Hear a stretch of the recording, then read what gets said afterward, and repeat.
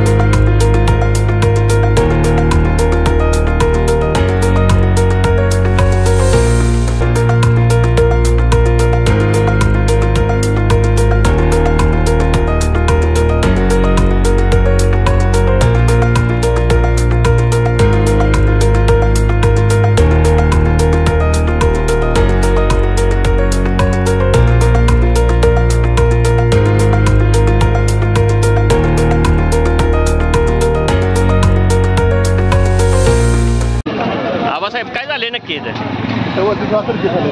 कशामुळे? लोड आला load कोणाव? तारव load आला होता। काय नुकसान काय नाही ना? सातारा न्यूजला लाईक करा, सबस्क्राईब करा आणि बेल आयकॉन दाबायला विसरू नका।